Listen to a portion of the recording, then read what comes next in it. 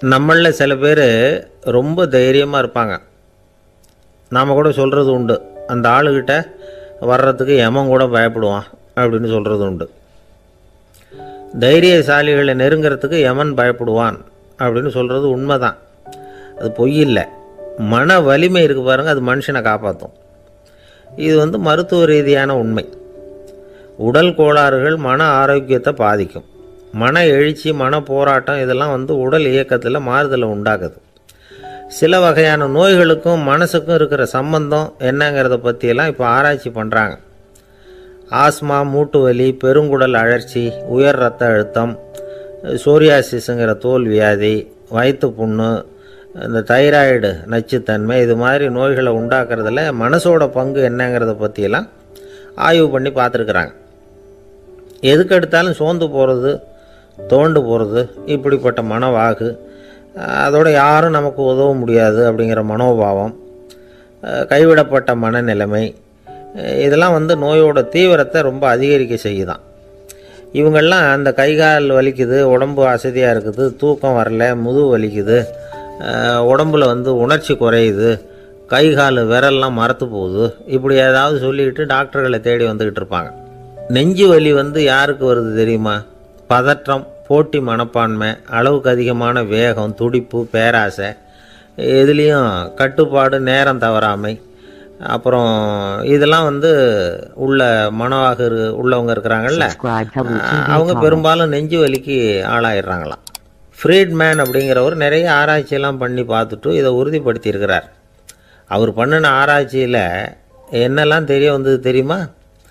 பொறுப்பு அதிகம் உள்ளவங்களுக்கு கண்டிப்பாக இரத்த அழுத்தம் வரும், அதிகமாக இருக்குமா. அதே மாதிரி கண்டிப்பாக இருக்கிறாங்கல்ல, அவங்களுக்கும் இரத்த அழுத்தம் அதிகரிக்குமா.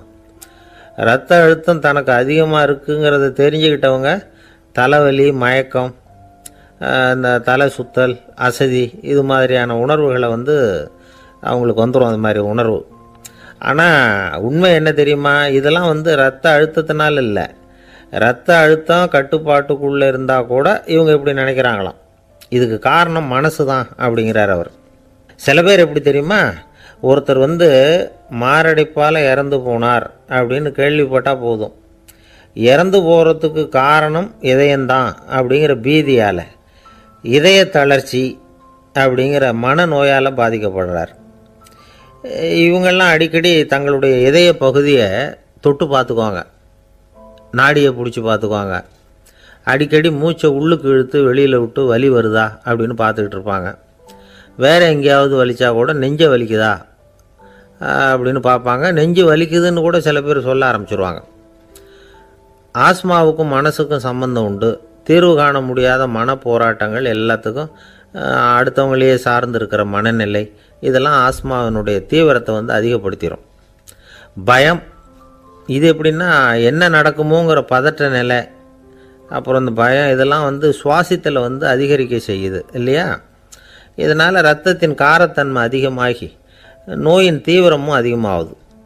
மன போராட்டம், மனக்கவலை, மன இறுக்கம், இதெல்லாம் தோல் வியாதியை தூண்டி விடுதான். இது மாதிரி இன்னும் எவ்வளவோ இருக்குது. அதனால் இன்றைக்கி நமக்கு தேவை என்னென்னா மன வலிமை, மலர்ந்த முகம், இது ரெண்டும் இருந்துட்டுதுன்னா பலவிதமான நோய்கள் நம்மக்கிட்ட நெருங்கி வராது. டாக்டர், என்ன நெருங்காமல் இருக்கிறதுக்கு நான் ஒரு காரியம் பண்ணுறேன் அப்படின்னார் ஒருத்தர். அவர் என்ன அர்த்தத்தில் சொன்னார்னா, டாக்டர் அவரை நெருங்காமல் இருக்கிறதுக்கு அவர் ஒரு காரியம் பண்ணுறாராம். நண்பர்கிட்ட சொன்னார். நண்பர் கேட்டார், அது என்ன காரியம் பண்ணுற அப்படின்னு கேட்டார். தினம் ஒரு ஆப்பிள் பழம் சாப்பிட்றேன்னார் அவர். ஏன்னா ஆங்கிலத்தில் ஒரு பழமொழி சொல்லுவாங்கள்ல, an apple a day keeps doctor away அப்படிம்பாங்க. ஒரு ஆப்பிள் பழம் சாப்பிட்டா டாக்டர் விலகியே இருப்பார், டாக்டர்கிட்ட போக வேண்டிய அவசியம் இருக்காது அப்படிங்கிறதுக்காக அந்த பழமொழி சொல்கிறது. என்ன, நான் யாருமே நெருங்காமல் இருக்கிறதுக்கு நான் ஒரு காரியம் பண்ணுறேன்னார் இன்னொருத்தர். டாக்டர் நெருங்காமல் இருக்கிறதுக்கு ஆப்பிள் பழம் சாப்பிட்றேன்னார் அவர். என்னை யாருமே நெருங்காமல் இருக்கிறதுக்கு நான் ஒரு காரியம் பண்ணுறேன்னார் இன்னொருத்தர். அது என்னன்னு கேட்டோம். தினம் ஒரு பூண்டு சாப்பிட்றேன்னார். ஏ கார்லிக் எ டே கீப்ஸ் எவ்ரிபடி அவே அப்படின்னு அதுக்கு ஒரு புது விளக்கமும் கொடுத்தார். இணைபிரியாத 2 நண்பர்கள் இருந்தாங்களாம். 2 பேரும் விடாமல் சிகரெட்டு குடிக்கிறவங்க. அதில் ஒருத்தன் செத்து போட்டான். இன்னொருத்தன் அதுக்கப்புறம் ரெண்டு சிகரெட்டாக குடிக்க ஆரம்பித்தானா. ஏன் இப்படி பண்ணுறேன்னு கேட்டிருக்காங்க. நான் ஒரு சிகரெட்டு தான் குடிக்கிறேன், செத்து போன என்னுடைய ஃப்ரெண்டு இருக்கானே செத்து போனவன், அவனுக்காக இன்னொரு சிகரெட்டு குடிக்கிறேன் அப்படின்னு நானா. இது ரொம்ப ஆபத்து, விட்டுடு அப்படின்னு சொல்லியிருக்காங்க. சரின்னு ஒத்துக்கிட்டான். ஆனால் அதுக்கப்புறமும் ஒரு சிகரெட் வீதமாக குடிச்சிக்கிட்டே இருந்தான்.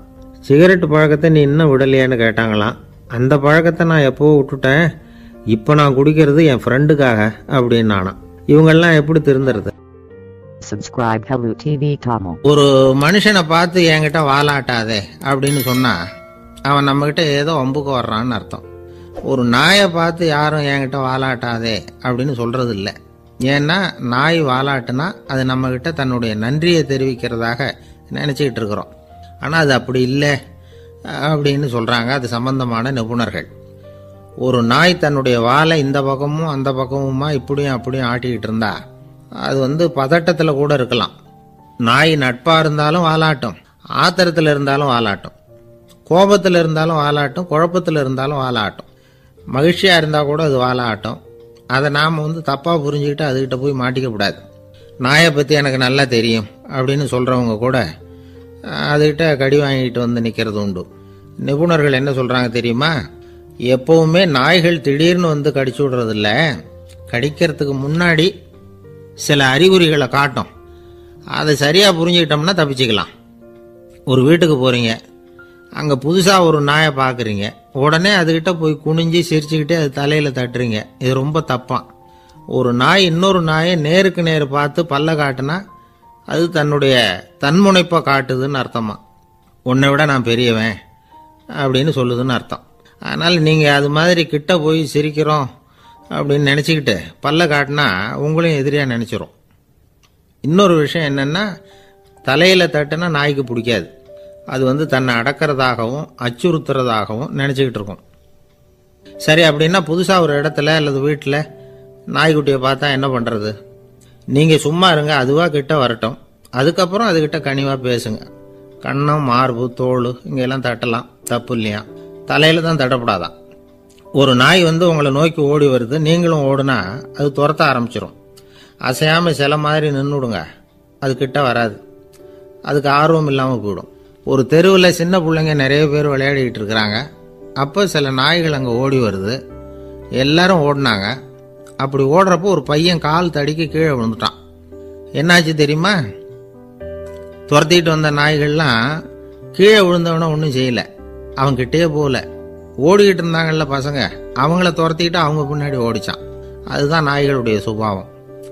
ஒரு நாய் நம்மளை நேருக்கு நேர் முறைச்சி பார்க்குதுன்னு வச்சுங்க, நாமளும் அதை முறைச்சி பார்க்கக்கூடாது. நாம் வேற பக்கம் எங்கேயாவது பார்க்க ஆரம்பிச்சிடணும். ஒரு நாய் கோபமாக இருந்ததுன்னா அதோட வால் உறுதியாக நேராக நிற்கும். ஒரு நாய் பணிந்து போனால் அல்லது பயந்து போனால் அது தன்னோட வாலை காலுக்கு நடுவில் வச்சுக்கும். ஒரு நாய் நம்மளை பார்த்து பயந்து நிற்குதுன்னு வச்சுங்க, அதனால் நமக்கு ஆபத்து இல்லைன்னு நினச்சிடக்கூடாது. உங்களை பார்த்துட்டு ஒரு நாய் ஒடுங்குச்சுன்னா நீங்கள் விலகி போயிடணும் அப்படின்னு அது நினைக்குது. நிறைய பேர் பயந்து போன நாயால் கடிபடுறாங்க. இவன் நம்மளை விட பெரிய ஆள், மாட்டிக்கிட்டோம், வேற வழி இல்லை அப்படிங்கிற நினப்பில் தான் நாய் கடிக்க ஆரம்பிக்குதான். இதே மாதிரி சங்கிலியால் கட்டி போடப்பட்டிருக்கிற நாயும் ஆபத்தானது தான். தொடர்ந்து கட்டி போட்டிருந்தா காலப்போக்கில் அது ஒரு மாதிரி ஆகிடும். நாய் குழந்தைகளை கடிக்காது அப்படின்னு சில பேர் சொல்லுவாங்க. அதுவும் ஒரு தவறான நம்பிக்கை. அதனால் சின்ன குழந்தைகளை தனியாக நாயோட விளையாட விடக்கூடாது. ஆகக்கூடி நாயை பற்றி நிறைய விஷயம் புரிஞ்சுக்க வேண்டியிருக்குது. ஒருத்தர் தன்னுடைய நண்பர் வீட்டுக்கு போயிருந்தார். அவசியம் எங்கள் வீட்டில் சாப்பிட்டுட்டு தான் போகணும் அப்படின்னு ரொம்ப அன்பாக சொல்லிவிட்டார். அதை மீற முடியல இவரால். சரின்னு உட்காந்துட்டார். சாப்பாடு போட்டாங்க, சாப்பிட ஆரம்பித்தார். அவங்க வீட்டில் கட்டி போட்டிருந்த நாய்க்குட்டி இவர் சாப்பிட்றத முறைச்சி பார்த்துது. ஏன் இப்படி என்ன இது முறைச்சி பார்க்குது உங்கள் வீட்டு நாய்க்குட்டி அப்படின்னு அவர் கேட்டார். அப்போ அவங்க சொன்னாங்களாம், அதுக்கிட்ட ஒரு கெட்ட பழக்கமுங்க, தன்னோட தட்டில் யார் சாப்பிட்டாலும் அது அப்படி தான் முறைச்சி பார்க்கும் அப்படின்னாரா அவர். ஒரு குரங்கும் கழுதையும் நண்பர்கள், எங்கே போனாலும் சேர்ந்தே போவாங்க வருவாங்க. அப்போ அந்த கழுதை கொஞ்சம் கவலையோடு பேச ஆரம்பிச்சுதான். அதோ பாரு, அங்கே ஒரு புதர் தெரியுது இல்லையா, இந்த புதருக்குள்ளே ஒரு சிங்கம் இருக்குது. அந்த பக்கமாக நான் போகிறப்போ வர்றப்போலாம் அது என்கிட்ட வம்பு வளர்க்குது, தகராறு செய்யுது, என் மேலே பாயுது, என்னை தாக்குது ஏன்னு தெரியல அப்படின்னுது. இதை கேட்டதும் அந்த குரங்கு சொல்லிச்சு, இனிமேல் கவலைப்படாத, இந்த தடவை நான் உன்னை காப்பாற்றுறேன்னுது. அதுக்கப்புறம் ஒரு நாள் அந்த குரங்கும் கழுதியும் அந்த புதர் பக்கமாக போய்கிட்டு இருந்தாங்க. எதிர்பார்த்தது மாதிரியே நடந்தது. இந்த சிங்கம் எதிரில் வந்தது, கழுதியை பார்த்தது, உடனே அது மேலே பாய ஆரம்பிச்சுட்டுது. அவ்வளவுதான். உடனே இந்த குரங்கு என்ன பண்ணிச்சு தெரியுமா? கிடுகிடுன்னு ஒரு மரத்து மேலே ஏறி உட்காந்துக்கிட்டது. அங்கே உட்காந்துக்கிட்டு கீழே அந்த கழுதியும் சிங்கமும் போடுற சண்டையை வேடிக்கை பார்க்க ஆரம்பிச்சுட்டுது. கொஞ்ச நேரம் கழித்து அடிபட்ட காயத்தோடு அந்த கழுதை மெதுவாக நடந்து வந்தது. குரங்கும் மெல்ல மரத்தை விட்டு கீழே இறங்கிச்சு. இப்போ கழுதை கேட்டுது, என்னை காப்பாத்துறேன்னு சொல்லிவிட்டு காலவாரி விட்டுட்டியே, நீ பாட்டுக்கு மரத்து மேலே ஏறி உட்காந்துக்கிட்டே, அது நியாயமானது. குரங்கு பரிதாபமாக அதை பார்த்துது. நான் மரத்து மேலே இருந்து நீங்கள் 2 பேரும் சண்டை போட்டதை பார்த்துக்கிட்டு தான் இருந்தேன். உன்னோட சத்தம் தான் அதிகமாக இருந்தது, அது நீ சிரிக்கிற மாதிரி எனக்கு கேட்டுது. அதனால் நீ தான் ஜெயிச்சுக்கிட்டு இருக்க போல இருக்கு அப்படின்னு நினச்சிவிட்டேன்னு. இன்றைக்கி பல பேர் இப்படி தான் இருக்கிறாங்களாம். யார் ஜெயிக்கிறாங்க யார் தோக்குறாங்கங்கிறத முகத்தை பார்த்து கூட கண்டுபிடிக்க முடியறதில்ல. பேசுகிற பேச்சை வச்சு கூட கண்டுபிடிக்க முடியறதில்ல. தோற்கிறவங்க கூட சிரிக்கிற மாதிரி முகத்தை வச்சுக்கிறான். இன்றைய மனிதர்கள்கிட்ட ஏகப்பட்ட முரண்பாடுகள். பொய் முகங்களோட உலவுகிறவர்கள் தான் அதிகம். உண்மை முகம் எங்கே இருக்குது அப்படிங்கிறத புரிஞ்சுக்கிட்டு நண்பர்களை தேர்ந்தெடுக்கணும் அப்படிங்கிறது ஒரு முக்கியமான கருத்து. கடவுள் இந்த உலகத்தை படைச்சுட்டு அதுக்கப்புறமும் கொஞ்ச நாள் இங்கேயே தங்கியிருந்தாராம். அப்போ தான் அவருக்கு ஒரு உண்மை புரிஞ்சுதான், இந்த உலகத்தில் தங்கி இருக்கிறது எவ்வளவு இடைஞ்சல்னு. தினமும் மனிதர்கள் தேடி வந்து ஏதாவது புகார் சொல்லிகிட்டே இருந்தாங்களாம். எனக்கு அது வேணும் இது வேணும்னு கேட்டுக்கிட்டே இருந்தாங்களாம். சில பேர் வந்தாங்க, நாங்கள் வந்து விவசாயம் பண்ணுறோம், தண்ணி இல்லாமல் பயிர் காயுது, எங்களுக்கு மழை வேணும் அப்படின்னாங்க. அவங்க போனதும் அதுக்கப்புறம் சில பேர் வந்தாங்க, நாங்கள் வந்து மண்பானை செய்கிறவங்க, நிறைய பானை செஞ்சு வச்சுருக்குறோம், மழை பெஞ்சால் எல்லாம் கரைஞ்சி வீணாக போயிடும், அதனால் இன்றைக்கி மழை பெய்யக்கூடாதுன்னாங்க. கடவுள் பார்த்தார், அவருக்கு என்ன பண்ணுறதுன்னே தெரியல, ஏகப்பட்ட குழப்பம், தலையை பிச்சுக்கலாம் போல் இருந்தது. கிட்டத்தட்ட பைத்தியம் பிடிக்கிற அளவுக்கு ஆயிட்டுது. எல்லாருடைய ஆசைகளையும் அவரால் நிறைவேற்ற முடியல. ஏன்னா ஒன்றுக்கு ஒன்று முரண்பாடாக இருந்தது. ஒரு நாள் தன்னுடைய அமைச்சரவையை கூட்டி ஆலோசனை கேட்டார். என்ன செய்யலான்னு சொல்லுங்கன்னார். இது என்ன பிரமாதம், பேசாமல் இமயமலை அடிவாரத்தில் போய் உட்காந்துங்க, யாரும் தொந்தரவு பண்ண மாட்டாங்கன்னாங்க. அங்கேயும் மனிதர்கள் வர ஆரம்பிச்சுருவாங்களேன்னார் கடவுள். சரி அப்படின்னா சந்திரனில் போயிருந்துக்கலாமேன்னாங்க. அங்கேயும் மனுஷன் குடி வர போகிறான் அப்படின்னார் கடவுள். வெகு தூரத்துக்கு அப்பால் உள்ள நட்சத்திர மண்டலத்துக்கு போயிடலான்னாங்க. இதெல்லாம் நிரந்தர தீர்வாகாது, நிரந்தரமாக இந்த மனிதனுடைய தொல்லையிலேருந்து நான் விடுபடணும், அதுக்கு ஏதாவது வழி சொல்லுங்கன்னார் கடவுள். ஒரு வயசான ஆள் வந்தார். கடவுளுக்கு காதோட காதாக ஒரு வழியை சொன்னார். கடவுளுக்கு முகம் மலர்ந்தது. அதுதான் சரி, அப்படியே செஞ்சுடலான்னார். அந்த ஆள் சொன்ன ரகசியம் என்ன தெரியுமா? மனிதனால் அடைய முடியாத ஒரு இடம் இருக்குது, அது வேற எங்கேயும் இல்லை, அவனுக்கு உள்ளே இருக்குது, அங்கே போய் மறைஞ்சிங்க, அதுக்கப்புறம் மனிதர்களால் உங்களுக்கு தொந்தரவு இருக்காதுன்னார். மனிதன் நினைக்காத இடம் அதுதான். அதாவது உள்ளுக்குள்ளே இருக்கிற உண்மையை புரிஞ்சுக்காம வெளியில் எங்கேயோ அது இருக்கிறதாக நினச்சி வரட்டிக்கிட்டு அலையிறான் மனுஷன். உள்ளே இருக்கிற உண்மை புரிஞ்சா நாம் தன்னம்பிக்கையோட தலை நிமிர்ந்து வாழலாம். வேடிக்கையாக ஒரு கதை சொல்லுவாங்க. இதை பாருங்கள், நம்ம பையன் எங்கே பணம் வச்சாலும் எடுத்து விடுறான், என்ன பண்ணுறதுன்னாங்க அம்மா. அப்பா கொஞ்சம் நேரம் யோசனை பண்ணார். அதுக்கப்புறம் சொன்னார், அவன் கண்ணில் படாத இடமா, நம்ம வீட்டில் இருக்கிறது ஒரே இடம் தான், அங்கே பணத்தை வை திருட்டு போகாதுன்னார். அது எந்த இடம்னு கேட்டாங்க. அதுதான் அவன் பாட புஸ்தகம், அதில் வச்சிரு, அவன் தொடவே மாட்டான். பாட புத்தகத்தை தொடாமல் பரீட்சையில் வெற்றி பெற முடியாது அப்படிங்கிறத புரிஞ்சுக்கணும். உள்ளே இருக்கிற உண்மையை தொடாமல் வாழ்க்கையில் வெற்றி பெற முடியாது. அதனால் உண்மையை புரிஞ்சுக்கிட்டா வாழ்க்கையில் வெற்றி நிச்சயம். ஒருத்தரை பார்த்து உன்னுடைய நண்பர்கள் யார் அப்படின்னு ஒரு கேள்வி கேட்டு பாருங்க. கொஞ்சம் யோசித்து பதில் சொல்லுவாங்க. அவங்ககிட்டயே உன்னுடைய எதிரிகள் யார் அப்படின்னு கேளுங்க, கடகடன்னு ஒப்பிச்சிருவாங்க. நம்ம மனசு இருக்க, அது எப்படின்னா, நம்ம நண்பர்களை விட எதிரிகளை அது நல்லா ஞாபகத்தில் வச்சுக்கும். இது ஒரு ஆச்சரியமான உண்மை. உங்களால் நண்பர்களை மறந்துட முடியும், ஆனால் எதிரிகளை மறந்துட முடியாது. இது ஒரு வேடிக்கையான நிலைமை தான். அழகான தருணங்களை நாம் ஏன் மறந்துடுறோம்? இது இயற்கை. ஏன்னா நம்ம மனசு மலர்களை கவனிக்கிறதில்ல, அதில் இருக்கிற முள்ளை தான் கவனிக்குது. தன்னை காயப்படுத்துகிற எதையும் அது உடனே கண்டுகொள்ளுது. ஒரு தெளிந்த சிந்தனை உடைய மனசு மிக அழகாக உள்ள எல்லாத்தையும் கவனிக்கும். அது நன்றியுடன் உணரக்கூடிய எல்லாத்தையும் பார்த்து குறிச்சிக்கும்.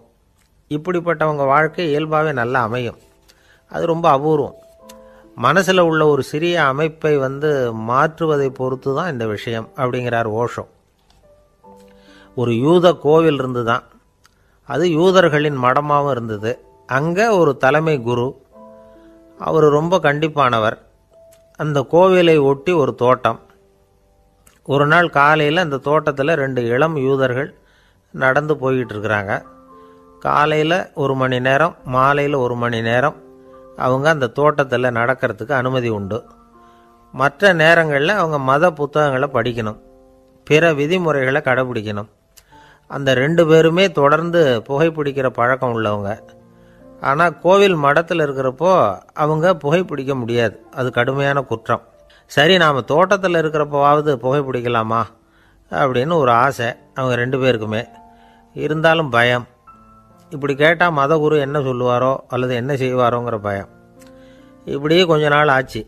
ஒரு நாள் இந்த 2 பேரில் ஒருத்தன் ரொம்ப கலங்கி போய் அந்த கோவிலிருந்து வெளியில் வந்துக்கிட்டு இருந்தான். வந்தவன் நேராக தோட்டத்து பக்கம் போனான். அங்கே இன்னொருத்தன் ஆனந்தமாக புகை பிடிச்சிக்கிட்டு இருக்கிறான். அதை பார்த்ததும் இவனுக்கு அதிர்ச்சி. அட கடவுளே, என்ன இது, நீ கேட்காமலே ஆரம்பிச்சிட்டியா அப்படின்னா. இல்லை இல்லை, நான் கேட்டுவிட்டு தான் ஆரம்பிச்சிருக்கேன்னா அவன். அப்படியா, என்ன மனுஷன் இவர், நானும் தான் கேட்டேன், என்னை கண்ணாமுன்னான்னு திட்டிவிட்டார். இது என்ன கோவிலா இல்லை நரகமா? உனக்கு புகை பிடிக்கணும்னு ஆசையாக இருந்தால் நரகத்துக்கு போகணும்னு சொல்லிவிட்டார். அது சரி, உன்னை மட்டும் எப்படி அனுமதிச்சார் அப்படின்னு கேட்டான் இவன். அவன் சிரிச்சுக்கிட்டே, நீ எப்படி கேட்ட சொல்லு அப்படின்னா. நாம் இந்த தோட்டத்துக்கு வர அனுமதிக்கப்பட்டிருக்கிறதே ஜபத்துக்காகத்தானே, அதனால் நான் ஜபம் சொல்லும் பொழுது புகை பிடிக்கலாமா அப்படின்னு கேட்டேன். அதுக்கு தான் அவர் சத்தம் போட்டு என்னை அடிக்கவே வந்துட்டார் அப்படின்னா இவன். நீ ஒரு மாதிரியாக கேட்டிருக்க, நான் வேற மாதிரியாக கேட்டிருக்கிறேன். ஜெபம் சொல்லும்போது புகை பிடிக்கலாமான்னு நீ கேட்டிருக்க. ஐயா, புகை பிடிக்கும் பொழுது ஜெபிக்கலாமா அப்படின்னு நான் கேட்டேன். அதில் தப்பு ஒன்றும் இல்லை அப்படின்னு பதில் சொல்லிட்டார் அப்படின்னா. ஒரு சிறிய மாற்றம்தான் அது மிகப்பெரிய மாறுதலை ஏற்படுத்தி விட்டது. மனசு நல்ல விதமாக சிந்திக்க ஆரம்பிச்சதுன்னா மகிழ்ச்சிக்கு பஞ்சம் இல்லை. ஒரு கஞ்சன் ஆற்றுல விழுந்துட்டான். வெள்ளத்தில் தத்தளிச்சுக்கிட்டு இருக்கிறான். கரையில் நின்ன ஒருத்தர், உன் கையை கொண்டா இப்படி பிடிச்சி இழுத்து கரையில் சேர்த்து விடுறேன்னார். எதையும் கொடுத்து பழக்கம் இல்லாத அவன் கையையும் கொடுக்க மாட்டேன்னுட்டான். இவர் பார்த்தார். உன் கையை கொடுன்னு சொல்கிறதுக்கு பதிலாக நான் என் கையை கொடுக்குறேன் பிடிச்சிக்கோ அப்படின்னார். அவன் கப்புன்னு பிடிச்சிக்கிட்டான், இழுத்து கரையில் போட்டார்.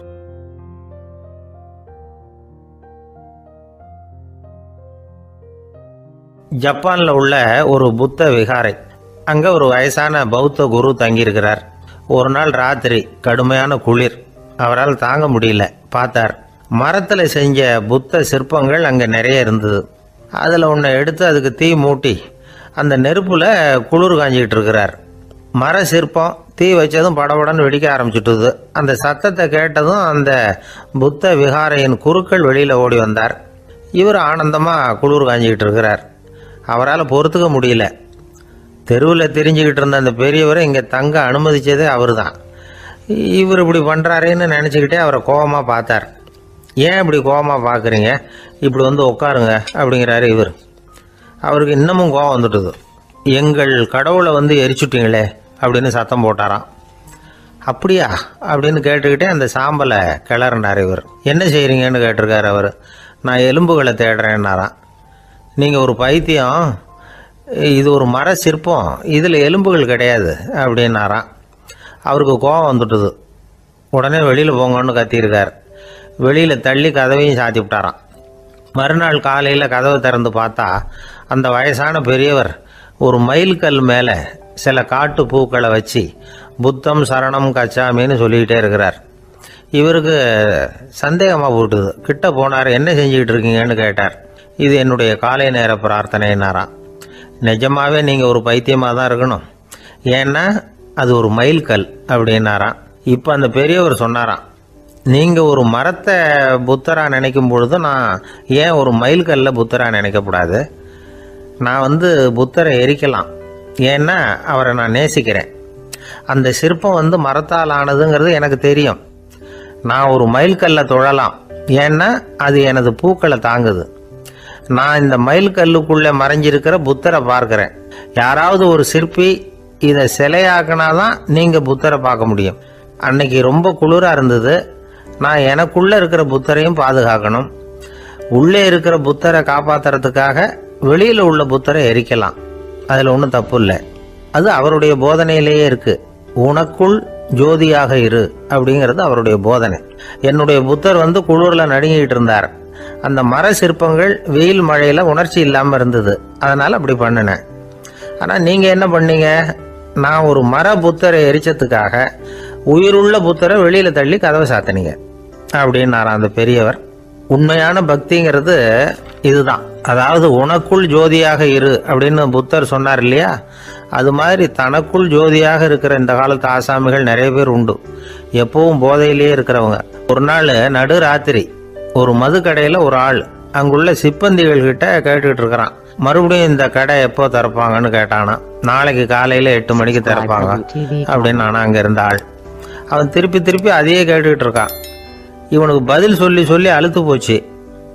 அதான் சொல்கிறேன் ஐயா, நாளைக்கு காலையில் வா அப்படின்னாங்களாம். அதுக்கு இவன், நான் வர்றதுக்காக கேட்கலையா, நேத்திக்கு வந்தவன் உள்ளேயே மாட்டிக்கிட்டேன், வெளியில் போகிறதுக்காக கேட்டேன் அப்படின்னானா. இன்பம் துன்பம் இது ரெண்டும் சேர்ந்தது தான் வாழ்க்கை. இது எல்லாரும் சொல்லிகிட்டு இருக்கிற ஒரு உண்மை. அது சரி, இது ரெண்டும் வர்றதுக்கு என்ன காரணம்? துறவி ஒருத்தர் யோசித்து பார்த்துருக்கார். இன்ப துன்பம் தோன்றுவதற்கு முக்கியமாக 6 காரணங்கள் உண்டு அப்படிங்கிறார் அவர். அது என்னங்கிறத நாமளும் தெரிஞ்சு வச்சுக்குவோமே. இப்போ முதல் காரணம் சுயநலம். ஒரு தாயார் வந்து தன்னுடைய சுயநலம் கருதி தன்னுடைய மகன் இன்பமாக இருக்கணும்னு ஆசைப்படுறாங்க. மகனும் அப்படியே ஆசைப்படுறான். அதனால் தாயாரின் இன்ப துன்பங்களை பார்த்துட்டு மகனும் இன்ப துன்பம் அடையிறான். அந்த அம்மாவுக்கும் அதே நிலைமை தான். 2வது காரணம் உறவு. நான் துறவியான பிறகு கூட உறவுங்கிற காரணத்தினால தான் தாயாருடைய சுக துக்கங்களை கண்டு நானும் சுக துக்கம் அடைகிறேன். என் தாயாருடைய நிலைமையும் இதுதான் அப்படிங்கிறார் ஒரு துறவி. 3வது காரணம் என்னென்னா அறிமுகம்.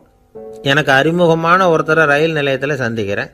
அவர் தன்னுடைய பணப்பையை எங்கேயோ தொலைச்சிவிட்டு வருத்தப்பட்டு இருக்கிறார். நானும் வருத்தப்படுறேன். அந்த சமயத்தில் யாரோ ஒருத்தர் இதுதானே அவங்க பணப்பை அப்படின்னு சொல்லி கொண்டாந்து நீட்டுறார். பணப்பையை தொலைச்சவர் சந்தோஷப்படுறார், நானும் சந்தோஷப்படுறேன். இது அந்த துறவி சொல்கிற அனுபவம். 4வது காரணம் என்னென்னா கருணை.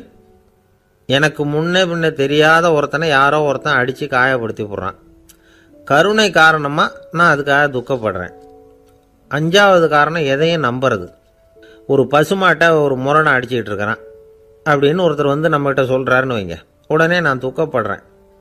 இன்னொருத்தர் வந்து அந்த முரணனை போலீஸ்காரங்க பிடிச்சிட்டு போயிட்டாங்கன்னு சொல்லி சொல்கிறார், நான் உடனே சந்தோஷப்படுறேன். 3வதாக ஒருத்தர் வந்து முதல் 2 பேரும் சொன்னது பொய்யுங்கிறார். அப்போ நான் இன்ப துன்பம் ரெண்டுமே இல்லாமல் நிம்மதியாக இருக்கிறேன். இது ஒரு விதம். அடுத்தது 6வது காரணம் என்னென்னா தன்மயமாகுதல். ஒரு நாவல் படிச்சுக்கிட்டு இருக்கிறோம், அதில் வர்ற பாத்திரங்களோட நாம் ஒன்றி போயிடுறோம். அதில் வர்ற பாத்திரங்கள் சிரிச்சுதுன்னா நாமளும் சிரிக்கிறோம், அது அழுதுன்னா நாமளும் அழறோம். அதெல்லாம் வந்து அந்த துறவி சொல்கிற அனுபவ உண்மைகள். இன்ப துன்பம் இது ரெண்டும் தோன்றுவதற்கு சுயநலம், உறவு, அறிமுகம், கருணை, எதையும் நம்புறது, தன்மயமாகிறது, இது எல்லாம் தான் முக்கிய காரணம் அப்படின்னு அவர் சொல்கிறார். ஆகக்கூடி ஒட்டு மொத்தமாக யோசனை பண்ணி பார்த்தா பிற பொருள்கள் மீது பற்றுதல் காரணமாக தான் நாம் வந்து இன்ப துன்பம் அடையிறோம் அப்படிங்கிறத புரிஞ்சிக்க முடியுது. மனுஷன் வந்து இன்ப துன்பம் அடையிறதுக்கு 7வது காரணம் கூட ஒன்று உண்டு அப்படின்னு சொல்லிகிட்டே வந்தார் ஒருத்தர். அது என்ன அப்படின்னு கேட்டோம். அதுதான் சார் இந்த நீங்கள் சொல்லிட்டு வர்ற இன்று ஒரு தகவல்னார். எப்படி சொல்கிறீங்கன்னு கேட்டோம். இன்று ஒரு தகவல் கேட்க ஆரம்பிக்கிறப்போ மனசில் இன்பம், ஆரம்பித்த உடனே இது ஏற்கனவே கேட்ட சமாச்சாரமாச்சே அப்படின்னு நினைக்கிறப்போ துன்பம் அப்படின்னு அதுக்கு ஒரு விளக்கம் கொடுத்தார் அவர். நம்பிக்கை இல்லைன்னா இந்த உலகத்தில் நாம் வந்து நடமாடவே முடியாது. அவநம்பிக்கையோடு இருந்துக்கிட்டு இருந்தால் என்றைக்கும் அவஸ்தை தான். நாம் நம்புறது நடக்குதோ இல்லையோ அது வேற விஷயம். ஆனால் எதையும் நம்பி தான் நாம் அடி வைக்க வேண்டியிருக்கு. வேறு ஒன்றும் வேணாம், ஒரு லாட்ரி சீட்டு வாங்குகிறோம், அது எங்கே நமக்கு விழப்போகுது அப்படிங்கிற அவநம்பிக்கையோடவா வாங்குகிறோம்? பரிசு நமக்கு தான் அப்படிங்கிற நம்பிக்கை உள்ளூர இருக்கிறதுனால தான் அதை வாங்குகிறோம். இருந்தாலும் முடிவு வேறு மாதிரி ஆகிடுது. அதுக்காக மனசு சோர்ந்து போகிறதில்ல, அடுத்த மாதமும் சீட்டு வாங்குகிறோம். இந்த நம்பிக்கை தான் மனித வாழ்க்கைக்கு ஆதாரம். ஒரு கடையில் போய் டீ சாப்பிட்றீங்க, அந்த டீ நல்ல டீ தானா, அதில் விஷம் கலந்துருக்குமா அப்படிங்கிற சந்தேகம் வந்துட்டுதுன்னு வச்சுங்க. அதுக்கப்புறம் அதை எப்படி நீங்கள் சாப்பிட முடியும்? நம்பி தான் சாப்பிட்ணும். ரயில் ஒழுங்காக போய் சேருங்கிற நம்பிக்கை இருக்கிறதுனால தான் அதில் ஏறி உட்காடுறோம். லெட்டர் ஒழுங்காக போய் சேருங்கிற நம்பிக்கை இருக்கிறதுனால தான் பெட்டியில் போடுறோம். சரி, நம்ம கதையெல்லாம் நம்மளோட இருக்கட்டும். மனித நம்பிக்கை எந்த அளவுக்கு உறுதியாகவும் அறிவுபூர்வமாகவும் இருக்கணுங்கிறதுக்கு அலெக்சாண்டர் வாழ்க்கையில் நடந்த ஒரு சம்பவத்தை உதாரணமாக சொல்லலாம். இந்த உலகத்தையே ஜெயிக்கணும்னு புறப்பட்டார் அலெக்சாண்டர். ஒரு கட்டத்தில் அவர் சிட்னஸ் நதி கரைக்கு சேர்ந்தார். அந்த சமயத்தில் அவருக்கு கடுமையான நோய் வந்துட்டுது. அவர் கூடவே வந்திருந்த கிரேக்க வைத்தியர்கள் என்னென்னமோ முயற்சியெல்லாம் பண்ணி பார்த்தாங்க. இருந்தாலும் அலெக்சாண்டருக்கு வந்திருக்கிறது என்ன நோய்ங்கிறத அவங்களால கண்டுபிடிக்க முடியல. ஏன்னா அந்த பகுதியில் உள்ளவங்களுக்கு மட்டுமே அதிகமாக வரக்கூடிய ஒரு வினோதமான நோயாக இருந்தது அது. ஆனால் அவர் இருக்கிற இடம் எதிரியோட இடம், பாரசீக மன்னனோட ஆளுகைக்கு உட்பட்ட இடம். என்ன பண்ணுறது அப்படின்னு எல்லாரும் யோசனை பண்ணாங்க. பாரசீக மன்னனோட அரண்மனையில் இருக்கிற வைத்தியர் வந்தால் இந்த நோயை குணப்படுத்தி விடுவார் அப்படின்னு சொன்னாங்க. இருந்தாலும் எதிரியோட நாட்டில் இருக்கிற வைத்தியரை கூப்பிட்டு எப்படி நம்பி வைத்தியம் பார்க்க சொல்கிறது அப்படின்னு சொல்லி எல்லோரும் தயங்கினாங்க. ஆனால் அலெக்சாண்டர் தயங்கலை. பரவாயில்ல, அழைச்சிட்டு வாங்கன்னு விட்டார். உடனே அவரை போய் அழைச்சிட்டு வந்துட்டாங்க. அவர் வந்தார். அலெக்சாண்டர் உடம்பை பரிசோதனை பண்ணி பார்த்தார்.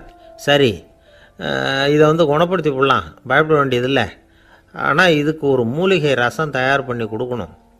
நான் போய் அதை தயார் பண்ணிவிட்டு 2 நாளில் திரும்பி வந்துடுறேன் அப்படின்னு சொல்லிவிட்டு போனார் அந்த வைத்தியர். அதே மாதிரி 2 நாளில் திரும்பி வந்தார் மூலிகை ரசத்தோட. இதுக்கு இடையில் அலெக்சாண்டரோட தளபதிகளில் ஒருத்தர் ரகசியமாக ஒரு எச்சரிக்கை கடிதம் கொடுத்து அனுப்பியிருக்கிறான். அதை வாங்கி என்ன விஷயம்னு பார்த்தார். இப்போ உங்ககிட்ட வந்திருக்கிற எதிரி நாட்டு வைத்தியரை நம்பாதீங்கோ, அவன் கொண்டுகிட்டு வந்திருக்கிற மூலிகை ரசத்தில் விஷம் கலந்துருக்குது அப்படின்னு அதில் எழுதியிருக்கு. அதை பார்த்தார் அலெக்சாண்டர். இருந்தாலும் கொஞ்சம் கூட அலட்டிக்கலை. வைத்தியர் கொடுத்த மருந்தை வாங்கி கடகடன்னு குடிச்சுட்டு அதுக்கப்புறம் அந்த கடிதத்தில் இருந்த விஷயத்தை அந்த வைத்தியர்கிட்ட சொன்னார். வைத்தியர் தகைச்சு போயிட்டார். தன் மேலே அலெக்சாண்டர் வச்சிருக்கிற நம்பிக்கையை பார்த்து அவருக்கு ரொம்ப வியப்பு. வைத்தியர் உண்மையிலேயே நல்ல மருந்து தான் கொண்டுகிட்டு கொடுத்துருக்கிறார், அதில் விஷம்லாம் எதுவும் கலக்கலை. அதுக்கப்புறம் அலெக்சாண்டர் அந்த வைத்தியரை பார்த்து சொன்னாராம், நம்பிக்கைங்கிற அச்சாணியை ஆதாரமாக வச்சுக்கிட்டு தான் இந்த உலகம் சுற்றிக்கிட்டு இருக்குது. எனக்கு எதிரியாக இருந்தாலும் பாரசீக மன்னர் ரொம்ப பெரியவர். அப்பேற்பட்ட மன்னருடைய அரண்மனை வைத்தியர் தொழில் நேர்மை இல்லாதவராக இருக்க மாட்டார். அப்படி இருந்தால் அவரை அரண்மனை வைத்தியராக வச்சிருக்கவே மாட்டாங்க அப்படின்னு நம்பினேன். என்னுடைய நம்பிக்கை வீண் போகலை அப்படின்னாராம். இதுதான் மானுட நம்பிக்கைங்கிறது. இந்த காலத்துலேயும் இது மாதிரி இந்த மானுட நம்பிக்கையை ரொம்பவும் சாமர்த்தியமாக கையாளுகிற கெட்டிக்காரங்க சில பேர் இருக்கிறாங்க. இந்த காலத்து குரு, அவருக்கு ஒரு சிஷ்யன். குரு முன்னாடி அந்த சிஷ்யன் ரொம்ப பணிவாக நின்று, குருவே, உங்கள் கையால் விஷத்தை கொடுத்தாலும் அதை வாங்கி மடமடன்னு குடிச்சிருவேன் அப்படின்னா. உன்னுடைய குரு பக்தியை மெச்சினேன் அப்படின்னார் குரு. அதுக்கு அந்த சிஷ்யன், அப்படி இல்லை குருவே, உங்ககிட்ட சிஷ்யனாக இருக்கிறத விட உங்கள் கையால் விஷத்தை வாங்கி குடிச்சு விடுறது ரொம்ப நல்லது, அதனால தான் அப்படி சொன்னேன் அப்படின்னா. சில பேரை இப்படி சொல்கிறது உண்டு, அடுத்தவங்களை அனுசரித்து நடந்துக்க தெரியல, அவன் என்ன சார் மனுஷன் அப்படிம்பாங்க. சக மனிதர்களோட எப்படி பழகிறது அப்படின்னு தெரியாததுனாலேயே பல பேர் இன்னைக்கு சங்கடப்பட்டுக்கிட்டு இருக்கிறாங்க. வசதி வாய்ப்பெல்லாம் சரியாக இருக்கும், ஆனால் வாழ்க்கை சரியாக இருக்காது. இன்னொருத்தர்கிட்ட எப்படி பேசுறது பழகிறதுங்கிறது தெரியாததுனால தான் இந்த அவஸ்தை. சரி, இந்த அவஸ்தை இல்லாமல் வாழறது எப்படி? இதுக்கு அனுபவசாலிகள் சில வழிமுறைகளை சொல்கிறாங்க. அதெல்லாம் என்னென்னங்கிறத இப்போ தெரிஞ்சுக்குவோம். முதல்ல நம்ம நாக்கு நம்ம கண்ட்ரோலில் இருக்கணும். வார்த்தைகளை கொட்டிவிட்டு அதுக்கப்புறம் அள்ள முடியாமல் கிடந்து கஷ்டப்படக்கூடாது. எப்படி பேசுகிறோங்கிறதும் முக்கியம், பேசுகிறப்ப எப்படி முகத்தை வச்சிருக்கிறோங்கிறதும் முக்கியம். அன்பாக பேசினாலும் நல்லாயிருக்கும். அப்படி பேசுகிறப்ப ஆதரவாக அவர் தோள் மேலே ஒரு கையை போட்டுக்கிட்டு பேசினா இன்னமும் நல்லாயிருக்கும். 2வது விஷயம், இன்னொருத்தர்கிட்ட பேசுகிறப்ப வாக்குறுதிகளை அள்ளி வீசக்கூடாது. கொடுக்குற வாக்குறுதி குறைச்சலாக இருக்கணும். அப்படி கொடுத்த வாக்குறுதியை கண்டிப்பாக நிறைவேற்றணும். நாம் ஒருத்தரை பாராட்டுறோம் அல்லது அவரை பற்றி அபிப்பிராயம் சொல்கிறோம்னா அது ஆக்கப்பூர்வமாக இருக்கணும். நம்ம பாராட்டு அல்லது விமர்சனம் அடுத்தவருடைய முன்னேற்றத்துக்கு உதவுறது மாதிரி இருக்கணும். நாம் சொல்கிறத கேட்டுட்டு அவன் தலையில் கையை வச்சுட்டு உட்காந்துடக்கூடாது. எப்பவும் உற்சாகமாக இருக்கணும், முகம் மலர்ச்சியாக இருக்கணும். மனுஷன் இருந்தால் வருத்தம், கவலை, ஏமாற்றம் எல்லாம் இருக்க தான் செய்யும். அதெல்லாம் மனசில் இருக்கட்டும். அந்த வருத்தமும் கவலையும் ஏமாற்றமும் சேர்ந்துக்கிட்டு நம்ம முகத்தில் இருக்கிற மலர்ச்சியை மூடி மறைக்கிறதுக்கு நாம் இடம் கொடுத்துடக்கூடாது. எந்த விஷயத்தை பற்றி யாருக்கிட்ட பேசினாலும் வெளிப்படையாக பேசணும். திறந்த மனசோட பேசணும். மூடி மறைச்சி முன்னு முழுங்கிக்கிட்டு இருக்கக்கூடாது. இன்னொருத்தர்கிட்ட பேசுகிறப்போ விவாதம் பண்ணுங்க, அது தப்பு இல்லை. ஆனால் வாதாடிக்கிட்டு இருக்கக்கூடாது. அதாவது என்ன சொல்கிறாங்கன்னா, டிஸ்கஸ் பண்ணலாம், ஆர்கியூ பண்ணக்கூடாதான். நம்மக்கிட்ட இருக்கிற நல்ல குணங்களை நாம் எடுத்து சொல்லிகிட்டு இருக்கக்கூடாது. அந்த நல்ல குணங்களே நம்மளை பற்றி எடுத்து சொல்லணும். அது மாதிரி நடந்துக்கணும். அதே மாதிரி அடுத்தவங்க கிட்ட உள்ள கெட்ட குணங்களை பற்றி அவசியம் இல்லாமல் நாம் பேச வேண்டியதில்லை. உங்களை பற்றி யாராவது தப்பாக பேசுகிறாங்களா, அப்படி அவங்க பேசுகிறதுல உண்மை இல்லையா அப்படின்னா அதை நீங்கள் பொருட்படுத்த வேண்டியதில்லை, விட்டுடலாம். அது தானாக போயிடும். ஒரு 4-5 பேரோட பேசிக்கிட்டு இருந்தீங்கன்னா எல்லாருக்கும் முக்கியத்துவம் கொடுங்க. யாரையும் அலட்சியப்படுத்தாதீங்க. தமாஷா பேசலாம். ஆனால் அவங்க தமாஷ் அடுத்தவங்களை கேலி பண்ணுறதா இருக்கக்கூடாது. நமக்கு கிடைக்க வேண்டியது கிடைக்கலையே அப்படிங்கிற தவிப்பு நம்மக்கிட்ட இருக்கக்கூடாது. அது தேவையில்லை. உங்கள் செயல்பாடுகள் தெளிவாக இருக்கட்டும். பாராட்டு தானாக அவங்கள தேடிட்டு வரும். இன்னொரு மனுஷனுடைய மனசில் கௌரவமான ஒரு இடத்த பிடிக்கணும்னா நாம் இந்த குணத்தையெல்லாம் நம்மக்கிட்ட வளர்த்துக்கணும். இதெல்லாம் அனுபவசாலிகள் சொல்லியிருக்கிற குறிப்புகள். இந்த குறிப்புகளை சரியாக புரிஞ்சுக்கணும். அது முக்கியம். தப்பாக புரிஞ்சுக்கிட்டா என்ன ஆகும் தெரியுமா? இதை கேளுங்க. ஒருத்தர் வந்தார். சார், அடுத்தவங்க தோள் மேலே கையை போட்டுக்கிட்டு அன்பாக பேசணும்னு சொன்னீங்க. அப்படிதான் பேசினேன். அவரு முதுக கூட தட்டி கொடுத்தேன். என் வேலை போயிட்டுது சார், வீட்டுக்கு அனுப்பிச்சுட்டாங்க அப்படின்னார். யாருக்கிட்ட அப்படி பேசுனீங்கன்னு கேட்டோம். என் முதலாளி கிட்ட சார் அப்படிங்கிறார் ரொம்ப சோகமா. இந்த உலகத்துல உண்மையாவே வேதாந்தம் பேசுறவங்களும் உண்டு. உள்ளுக்குள்ள வேற மாதிரி இருந்துகிட்டு வெளியில வேதாந்தம் பேசுறவங்களும் உண்டு. ஒரு ஆள் இருந்தார். அவரு ஒரு கடை வச்சு வியாபாரம் பண்ணிக்கிட்டு இருந்தார். மகா கஞ்சன். யாருக்கும் எந்த உதவியும் செய்ய மாட்டார். எச்சில் கையென்ன ஈர கையை கூட உதற மாட்டார். அப்படிப்பட்ட மனுஷன். அந்த ஊருக்கு ஒரு முனிவர் வந்துகிட்டு இருந்தார். வருஷத்துக்கு ஒரு தடவை வருவார். ஒரு நாள் 2 நாள் இருப்பார், அப்புறம் போயிடுவார். அந்த முனிவர் வர்றப்போலாம் இந்த ஆள் எழுந்திரிச்சு ஓடி போய் அவரை வரவேற்பான். ரொம்ப பெரிய வேதாந்தி மாதிரி அவர்கிட்ட பேசிக்கிட்டு இருப்பான். காயமே இது பொய், வெறும் காற்றடைத்த பையும்மா, தர்மம் தலைகாக்கும்மா.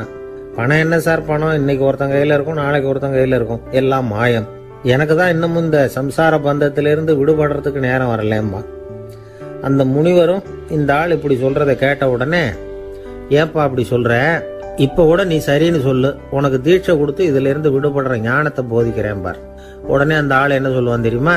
ஐயோ சாமி, இப்போ அது எப்படிங்க முடியும்? பிள்ளைங்கள்லாம் சின்ன சிறுசுங்க, அதுகளுக்கெல்லாம் ஒரு கல்யாணம் காட்சின்னு செஞ்சு கடமையை முடிச்சுட்டா நீங்க சொல்றபடி செஞ்சு விடலாமா. சரி, இன்னும் முனிவர் போயிடுவார். அடுத்த வருஷம் வருவார். இவன் வழக்கம் போல வேதாந்தம் பேசுவான். சரி, தீட்சை கொடுக்குறேன் வா அம்பார். பேரம்பேத்தியை பார்க்கணும், கோர்ட்ல கேஸ் ஒன்று இருக்கு, அது முடியணும் அப்படின்னு தயங்க ஆரம்பிச்சிருவான். எல்லாம் சொல்லுவான், ஆனா குடிக்கிறதுக்கு தண்ணி கூட கொடுக்க மாட்டான். ரொம்ப வருஷம் கழிச்சு மறுபடியும் ஒரு நாள் அந்த ஊருக்கு முனிவர் வந்தார். இவன் கடைக்கு வந்தார். அப்புறம் அங்க கல்லாவில் நம்ம ஆள் இல்லை. அவன் புள்ள தான் உட்காந்துருக்கிறான். அப்பாவை போலவே புள்ளையும் எழுந்திரிச்சு ஓடியாந்து முனிவரை வரவேற்றான். அப்பா எங்கன்னு விசாரிச்சாரு முனிவர். ஐயோ, அதை ஏன் கேட்குறீங்க சாமி? உங்ககிட்ட தீட்சை வாங்கி இந்த சம்சார பந்தத்திலிருந்து விடுதலை பெறணும்னு சொல்லிக்கிட்டே இருப்பார். அது நிறைவேறாமலே போய் சேர்ந்துட்டார். போன மாதம் ஒரு நாள் திடீர்னு நெஞ்சு வலிக்குதுன்னார். அவ்வளவுதான், பொட்டுன்னு போயிட்டார் அப்படின்னு புலம்புனான் பையன். இதை கேட்டதும் முனிவர் சிரிச்சாரான். அவன் எங்கடா போவான்? உன் அப்பா எங்கேயும் போகல, இதோ வாழை ஆட்டிக்கிட்டு உன் காலடியிலே இருந்துகிட்டு இருக்கான் பார் அப்படின்னு சொல்லி அங்கே நின்றுகிட்டு இருந்த ஒரு நாயை சுட்டி காட்டினாரான். என்ன சாமி சொல்றீங்க அப்படின்னு ஆச்சரியமாக கேட்டிருக்கான் பையன். உடனே முனிவர் அந்த நாயோட தலையில் ஒரு தட்டு தட்டி பேசுறா அப்படின்னாரான். உடனே அந்த நாய் வேதாந்தம் பேச ஆரம்பிச்சுட்டு தான். காயமே இது போய் வெறும் காற்றடைத்த பைய அப்படின்னு தான். முனிவர் சொன்னார், அடே இப்பவும் ஒன்றும் கெட்டு போகல, நீ விரும்புனா சொல்லு, உனக்கு தீட்சை கொடுத்து என் பின்னாடியே அழைச்சிட்டு போயிடுறேன், அங்கே அழைச்சிட்டு போய் உனக்கு ஞானத்தை போதிக்கிறேன், வர்றியா அப்படின்னு கேட்டிருக்காரு. உடனே அந்த நாய் சொல்லிச்சான், ஐயோ அதை ஏன் கேட்குறீங்க சாமி, நான் உண்ணாம தின்னாம ஏராளமான சொத்து சேர்த்து வச்சுட்டேன். என் பிள்ளைங்க அதோட பெருமை தெரியாம ராத்திரி நேரம்லாம் கதவை திறந்து போட்டுட்டு தூங்கிடுவாங்க.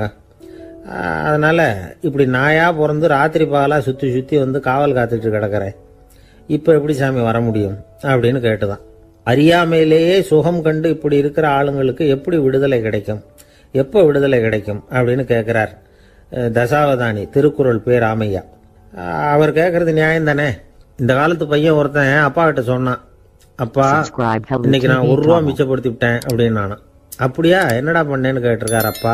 டவுன் பஸ்ஸில் ஏறாமல் அது பின்னாடியே ஓடியாந்தேன், 1 ரூபா மிச்சம் தானே அப்படின்றான். அட பாவி, ஒரு ஆட்டோ பின்னாடி ஓடியாந்துருந்தா 10 ரூபா மிச்சமாயிருக்குமே, வேஸ்ட் பண்ணிட்டியே அப்படின்னாராம் அந்த அப்பா.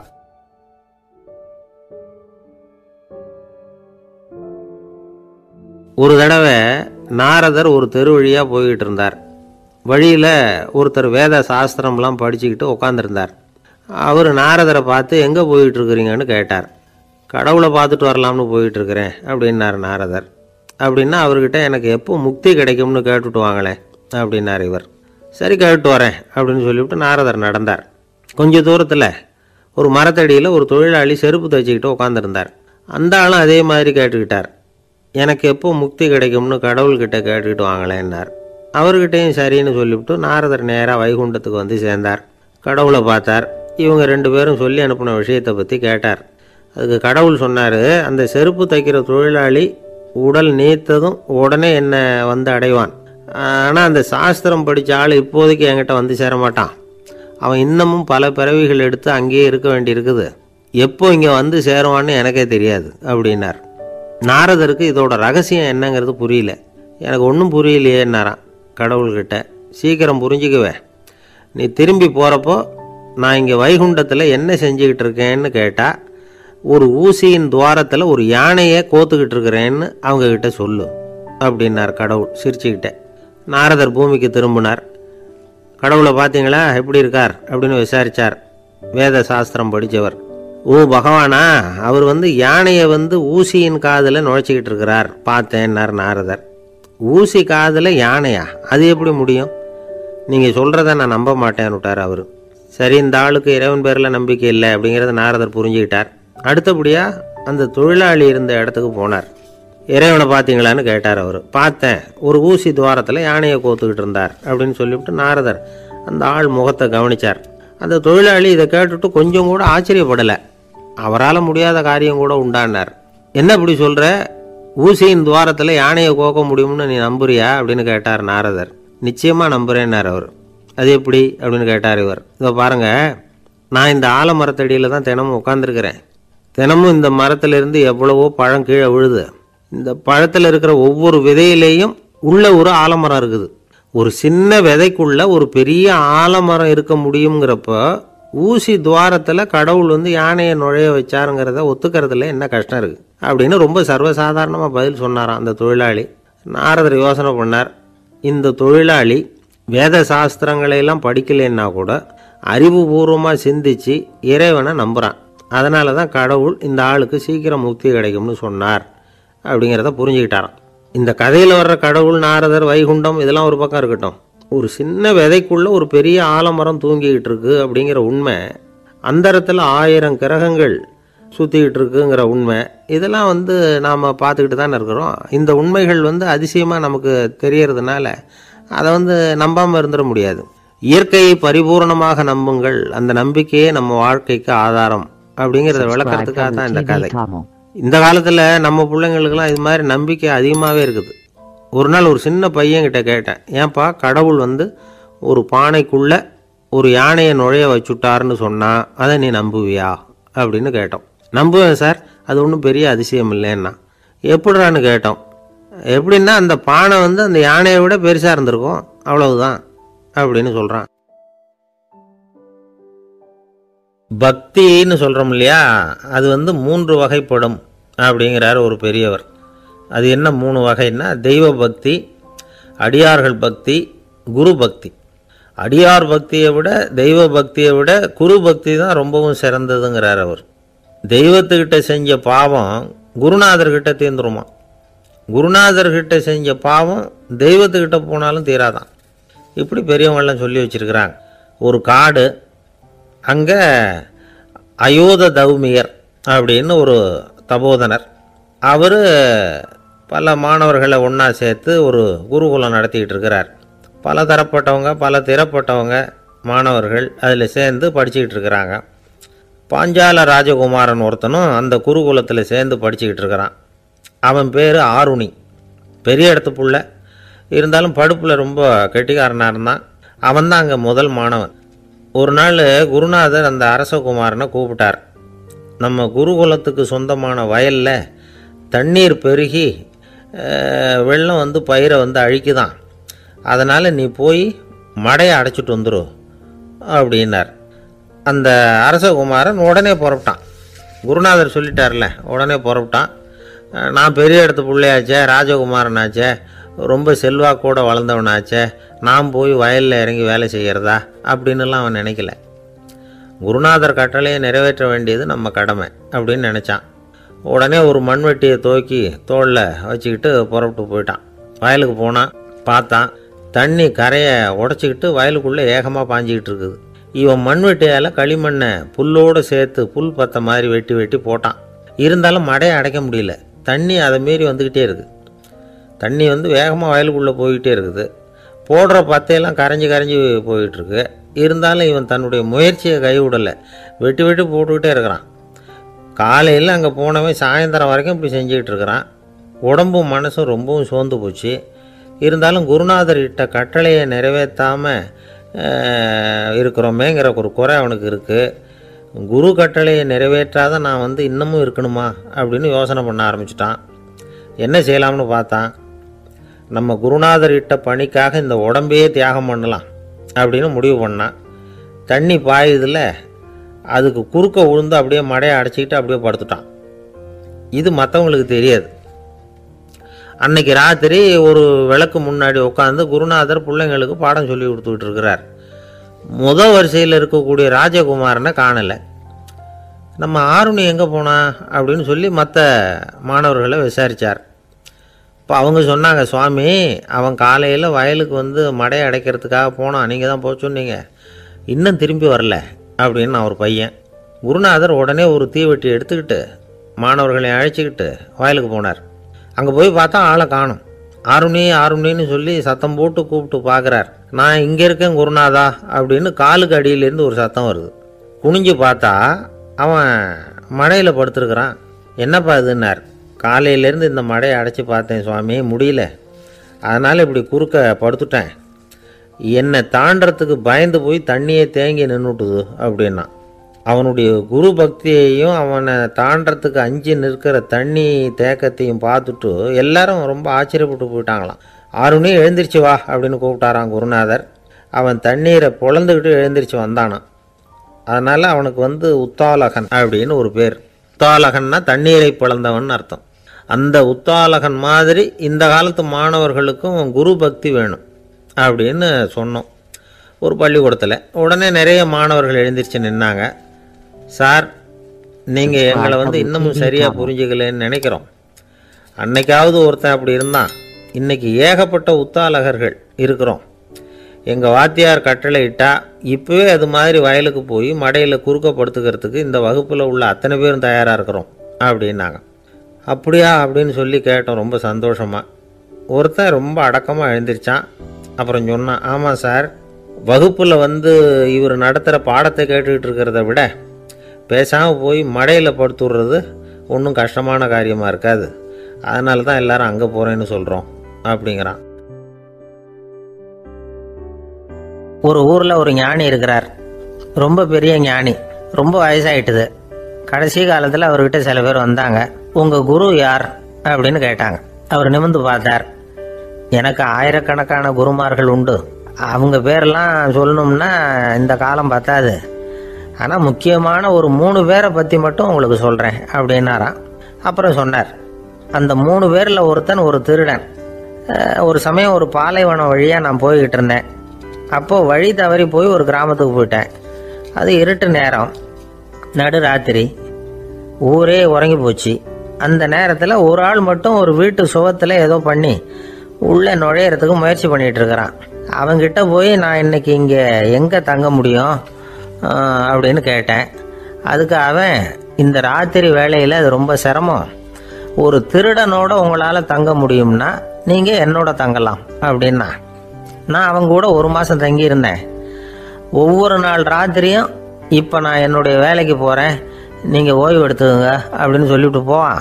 அவன் திரும்பி வந்த உடனே உனக்கு ஏதாவது கிடைச்சிதான்னு நான் கேட்பேன். அதுக்கு அவன், இன்னைக்கு ராத்திரி ஒன்றும் இல்லை, நாளைக்கு மறுபடியும் முயற்சி பண்ணுவேன் அப்படின்பா. எப்பவும் அவன் நம்பிக்கை இழந்ததே கிடையாது, எப்பவும் சந்தோஷமாகவே இருப்பான். நானும் ரொம்ப காலமாக தியானம் பண்ணிக்கிட்டே இருந்தேன். ஒன்றுமே நடக்கலை. ஆனால் நான் என்ன பண்ணேன் தெரியுமா? மனசு வருத்தப்படும், நம்பிக்கை இழந்துருவேன். அப்போல்லாம் அந்த திருடனுடைய விடாமுயற்சி தான் ஞாபகத்துக்கு வரும். அதனால் அந்த திருடன் எனக்கு ஒரு குரு. என்னுடைய 2வது குரு யாருன்னா அது ஒரு நாய். இது எப்படின்னா, ஒரு சமயம் எனக்கு ரொம்ப தாகமாக இருந்தது. ஒரு நதியை நோக்கி போய்கிட்டு இருந்தேன். அப்போ ஒரு நாயும் வந்தது. அதுக்கும் தாகம். ஓடி வந்து ஆற்றை பார்த்தது. அதோட நிழல் வந்து ஆற்றுல தெரிஞ்சுது. அதை பார்த்ததும் பயந்துட்டுது. அதாவது அது தன்னுடைய சொந்த உருவத்தையே கண்டு பயந்தது. அதை பார்த்து குறைக்குது, திரும்பி ஓடிச்சு. ஆனால் அதுக்கு தாகம் அதிகமாக இருந்ததுனால அது மறுபடியும் திரும்பி வந்தது. பார்த்தா மறுபடியும் தண்ணியில் நாயோட உருவம் தெரியுது. இப்படி சில தடவை பண்ணிச்சு. இருந்தாலும் கடைசியில் தண்ணியில் குதிச்சுட்டுது துணிஞ்சி. இப்படி குதித்த உடனே அதோட உருவமும் மறைஞ்சுட்டுது. இதை பார்த்தேன். நான் என்ன புரிஞ்சுக்கிட்டேன்னா, எவ்வளவுதான் பயம் இருந்தால் கூட ஒருத்தன் தைரியமாக காரியத்தில் இறங்கணும் அப்படிங்கிறத புரிஞ்சுக்கிட்டேன். இந்த போதனை அந்த நாய்கிட்ட இருந்து எனக்கு கிடைச்சிது. இது ஒன்று. அடுத்தது என்னுடைய 3வது குரு யாருன்னா அது ஒரு சின்ன குழந்தை. நான் ஒரு சமயம் ஒரு நகரத்துக்கு போனேன்.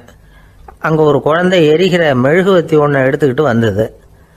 நான் அந்த குழந்தைய பார்த்து வேடிக்கையாக கேட்டேன், ஏன் பாப்பா இந்த மெழுகுவத்தியை நீயாவே கொளுத்துனியா அப்படின்னு கேட்டேன். ஆமான்னுது அந்த குழந்தை. சரி, இந்த மெழுகுவத்தி முன்னாடி எரியாமல் இருந்தது, இப்போ எரியுது. இந்த மெழுகுவத்திக்கு வெளிச்சம் எங்கேருந்து வந்தது, அதை எனக்கு காட்ட முடியுமா அப்படின்னு கேட்டேன் அந்த குழந்தைகிட்ட. இதுக்கு அந்த குழந்தை சிரிச்சுக்கிட்டு அந்த மெழுகுவத்தியை ஊதி அணைச்சுட்டுது. அதுக்கப்புறம் என்னை பார்த்து கேட்டுது, இப்போ இந்த மெழுகுவத்தியின் வெளிச்சம் போனதை பார்த்தீங்க இல்லையா, அது எங்கே போச்சுன்னு எனக்கு சொல்லுங்க அப்படின்னுது. அந்த குழந்தை இப்படி கேட்டதும் என்கிட்ட இருந்த ஆணவம் அழிஞ்சுட்டுது. நான் படித்ததெல்லாம் அந்த வினாடியில் சுக்கு நூறாக போயிட்டுது. என்னுடைய முட்டாள்தனத்தை நான் உணர்ந்தேன் அப்படின்னு இவ்வளவும் அந்த ஞானி விவரமாக சொன்னாராம். அதனால் நாம் இன்னார்கிட்ட இருந்து தான் இதை கற்றுக்கணுங்கிறது இல்லை, யாருக்கிட்ட இருந்தும் எதையும் கற்றுக்கலாம். நம்மால் ஒருத்தன் ஒரு நாய் வளர்த்துக்கிட்டு இருந்தான். அந்த நாய்க்கு வால் கிடையாது. யாரோ ஏற்கனவே வெட்டி எடுத்துட்டாங்க. இந்த நாய் தான் சார் எனக்கு குரு, அதுகிட்டே இருந்து கூட நான் பாடம் கற்றுக்கிட்டு இருக்கிறேன் அப்படின்னா. அப்படி என்ன கற்றுக்கிட்டேன் இந்த வால் இல்லாத நாய்கிட்டே இருந்து அப்படின்னு கேட்டோம். நாம் யாருக்கிட்டையும் வாலாட்டக்கூடாது அப்படிங்கிற பாடத்தை அதுகிட்டே இருந்து தான் நான் கற்றுக்கிட்டேன் அப்படின்னா. ஒரு ஊரில் ஒரு துறவி இருந்தார், புத்த சமய துறவி. அந்த ஊர் மன்னன் அவரை பற்றி கேள்விப்பட்டிருக்கான். ஒரு நாள் புறப்பட்டு போனான்.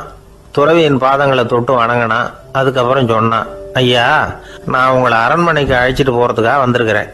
இனிமே நீங்கள் இங்கே எதுக்கு இருக்கணும் அப்படின்னானா.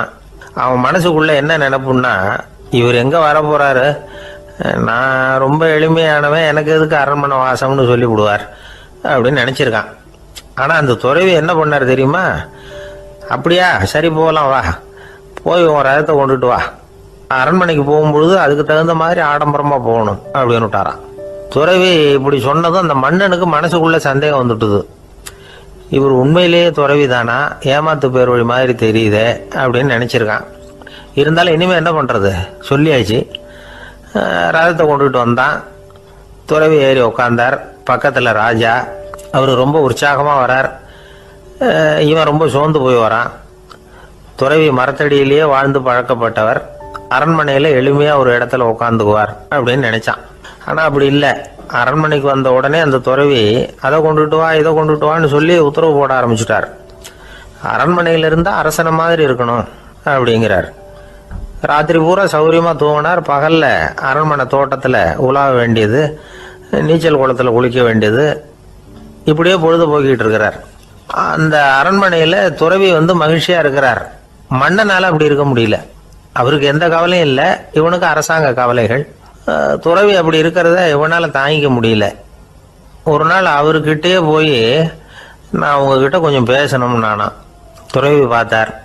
நான் இந்த அரண்மனைக்கு வரும்பொழுதே நீ என்னமோ என்கிட்ட கேட்கணும்னு நினைச்ச, ஏன் காலதாமதம், நீ அனாவசியமாக உன்னையே தொந்தரவு பண்ணிட்டு இருக்கிற, நீ கவலையாக இருக்கேங்கிறது எனக்கு புரியுது. நான் மரத்தடியில் இருந்தப்போ கூட என்னை அடிக்கடி சந்திச்சுக்கிட்டு இருப்பேன், ஏதாவது விளக்கம் கேட்கறது உண்டு. இங்கே வந்த பிறகு என்னை சந்திக்கிறது கூட அபூர்வமாக போயிட்டுது. நீ இப்போ என்ன கேட்க போறேங்கிறது எனக்கு தெரியும், இருந்தாலும் கேள் அப்படின்னாராம். வேற ஒன்றும் இல்லைங்க. இப்போ உங்களுக்கும் எனக்கு என்ன வித்தியாசம்? 2 பேரும் அரண்மனையில் தான் இருக்கிறோம். நீங்கள் மகிழ்ச்சியாக இருக்கிறீங்க, நான் அப்படி இருக்க முடியல. இவ்வளவுக்கும் நீங்கள் முன்னாடி இருந்தது மாதிரி இல்லை. தினமும் தங்க தேர் கேட்குறீங்க, உயர்தரமான ஆடைகள் அணிகிறீங்க, சுவையான சாப்பாடு. இப்படி இருக்கிறப்போ உங்களுக்கும் எனக்கு என்ன வித்தியாசம்? இதுதான் மன்னனுடைய கேள்வி. இதுக்கு பதில் சொல்கிறேன், என் கூட புறப்பட்டு வா, இந்த நகரத்துக்கு வெளியில் போவோம் அப்படின்னு சொல்லி அரசனை கூப்பிட்டுக்கிட்டு ஊர் எல்லைக்கு வந்து சேர்ந்தார் துறவி. அங்கே போய் சொன்னார், இதை பாருப்பா, இந்த இடத்த தான் தேடிட்டு இருந்தேன். இனிமே நான் வந்து திரும்பி வரப்போறதில்ல. நீ என்னோட வர்றியா திரும்பி போறியா அப்படின்னார். நான் எப்படிங்க உங்க கூட வர முடியும்? என்னுடைய நாடு, என்னுடைய சொத்துக்கள், மனைவி, மக்கள் எல்லாத்தையும் விட்டுட்டு எப்படிங்க வர்றதுன்னா. இப்போ அந்த துறவி சொன்னார், இப்போ வித்தியாசத்தை தெரிஞ்சுக்கிட்டியா? நான் அரண்மனையில் இருந்தேன், எல்லா வித பொருள்களும் உடையவனா இருந்தேன், ஆனால் எதையும் சொந்தம் கொண்டாடுறவனா இருக்கல. ஆனால் நீ அப்படி இல்லை, எல்லாத்தையும் சொந்தம் கொண்டாடிக்கிட்டு இருக்கிற. இதுதான் நமக்குள்ள வித்தியாசம் அப்படின்னு சொன்னார். அரண்மனை ஆடைகளை அப்படியே கலைஞ்சார், அரசங்கிட்ட கொடுத்தார். உன்னுடைய ஆடைகளை நீயே வச்சுக்கோன்னார். அவர் பாட்டுக்கு நடந்து போனார், திரும்பியே பார்க்கல. அரசனுக்கு அப்பதான் தன்னுடைய அறியாமை விளங்குச்சான். இதுல இருந்து நாம புரிஞ்சுக்க வேண்டியது என்னன்னா, இந்த உலகத்துல எத்தனையோ பொருள்கள், அதையெல்லாம் முறையா பயன்படுத்தினா மகிழ்ச்சி. அதை விட்டுட்டு அதுக்கெல்லாம் சொந்தம் கொண்டாட ஆரம்பிச்சா கவலை. நம்ம ஆட்கள் வந்து சொந்தம் கொண்டாடுற விதமே தனி. ஒரு ஆளு இன்னொருத்தங்கிட்ட ஒரு கொடை கடன் வாங்கியிருந்தான், திருப்பி கொடுக்கல. கொடையை கொடுத்தவன் கேட்டான், என்கிட்ட கடன் வாங்கினிய கொடை, அதை கொஞ்சம் திருப்பி தர்றியான்னா. அது உனக்கு இப்போ அவசரமா தேவைப்படுதா அப்படின்னு கேட்டான் இவன். எனக்கு தேவைப்படல, அந்த கொடையை நான் யாருக்கிட்ட வாங்கியிருந்தேனோ அவனுக்கு இப்போ அது அவசரமா தேவைப்படுது அப்படின்னானா அந்த ஆள். ஒரு கோவில்ல ஆன்மீக சொற்பொழிவு நடந்துகிட்டு இருக்குது. ஒரு பெரியவர் பேசிக்கிட்டு இருக்கார். கடவுளை பத்தியும் சொர்க்கத்தை பத்தியும் மனுஷனை பத்தியும் அவர் விவரமா பேசுறார். எல்லாரும் உட்காந்து கேட்கறாங்க. அந்த கூட்டத்துல ஒரு தத்துவ ஞானியும் உட்கார்ந்துருக்கிறார். அவரு அவருடைய நண்பர். பேசி முடிச்சதும் அந்த பெரியவர் மேடையை விட்டு இறங்கினார். நேரா அந்த தத்துவ ஞானி கிட்ட வந்தார். எப்படி இருந்தது என்னுடைய பேச்சு அப்படின்னு கேட்டார். நீங்க பேசினது ஒண்ணுக்கு ஒண்ணு முரண்பாடா தெரிஞ்சது அப்படின்னாராம் இவரு. நான் என்ன அப்படி தப்பா பேசிவிட்டேன் அப்படின்னாராம் அவரு. கடவுளை நம்புகிறவன் சொர்க்கத்துக்கு போவான்னு சொன்னீங்க, அப்புறம் நல்ல விதமா வாழறவன் சொர்க்கத்துக்கு போவான்னு சொன்னீங்க அப்படின்னாராம். இதுல என்ன முரண்பாடுன்னு கேட்டிருக்காரு அவர். இதுலதான் முரண்பாடு தெரியுது எனக்கு. அதாவது இங்க ஒருத்தன் எல்லா தப்பும் பண்ணிட்டு இருக்கிறான், அவன் வந்து கடவுளை நம்பினான்னா அவன் சொர்க்கத்துக்கு போவானா? இது என்னுடைய முதல் கேள்வி. இல்லைன்னா ஒருத்தன் வந்து எந்த தப்பும் பண்ணல, ரொம்ப ஒழுங்கா வாழ்ந்துகிட்டு இருக்கிறான், ஆனா அவன் கடவுளை நம்பல, அவன் என்ன நரகத்துக்கு தான் போவானா? கடவுள் நம்பிக்கை உள்ள ஒரு திருடன் என்ன ஆவான், எங்க போவான்? கடவுள் நம்பிக்கையே இல்லாத ஒரு நல்லவன் என்ன ஆவான், எங்க போவான்? ஒருத்தன் இங்க கடவுள் நம்பிக்கையோட வாழறது முக்கியமா அல்லது நல்லவனா வாழறது முக்கியமா? இதுதான் இவர் கேட்ட கேள்வி. இதை கேட்டதும் அந்த பெரியவர் வந்து குழம்பி போயிட்டார். அவர் சொன்னது நியாயம் தானே. கடவுளை நம்புறவன் தான் சொர்க்கத்துக்கு போவான்னா பேசாம கடவுளை நம்பிக்கிட்டு இந்த உலகத்துல எல்லா தப்பும் பண்ணிட்டு இருக்கலாமே. பேச்சாளர் குழப்பத்தோட வீட்டுக்கு போனார், படுத்து தூங்கினாரு. ஒரு கனவு வந்தது. கனவுல அவர் ஒரு ரயில்ல வேகமா போயிட்டு இருக்கிறார். எதிரில் உட்காந்துருக்கிறவரை பார்த்து நாம இப்ப எங்க போறோம்னு கேட்டார். சொர்க்கத்துக்கு போயிட்டு இருக்கிறோம் அப்படின்னாங்களாம். ரயில் போய் நின்னுது. இவர் இறங்கினார். இங்க கௌதம புத்தர் இருப்பார், சாக்ரட்டிஸ் இருப்பார், அவங்கள பார்க்கறதுக்கு ஒரு நல்ல வாய்ப்பு அப்படின்னு நினைச்சுக்கிட்டே அங்கேயும் இங்கேயும் பார்த்தார்.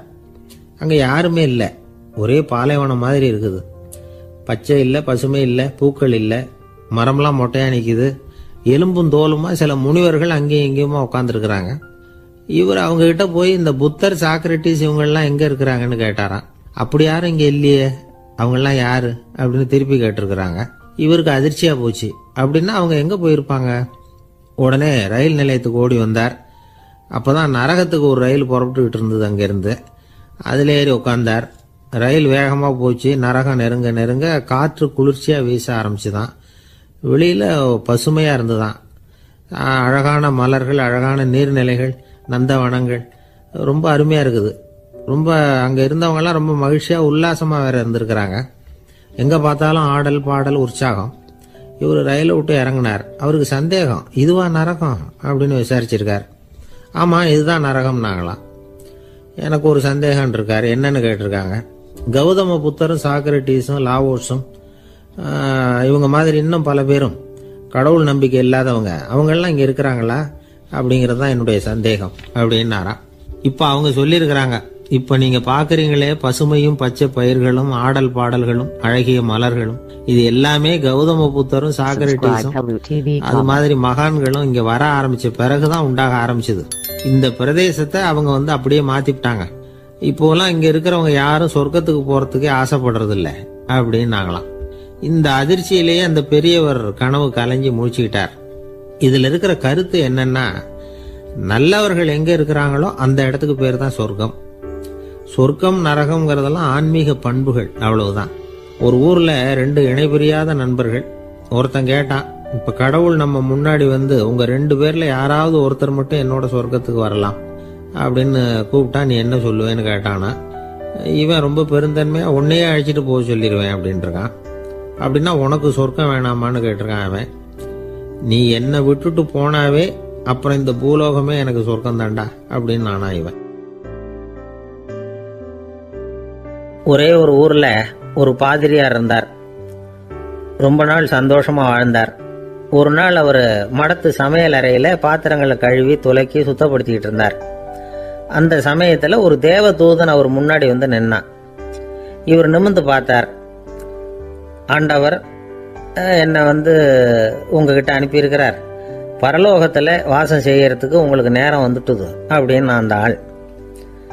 ஆண்டவருக்கு என்னோட ஞாபகம் வந்ததுக்கு நன்றி.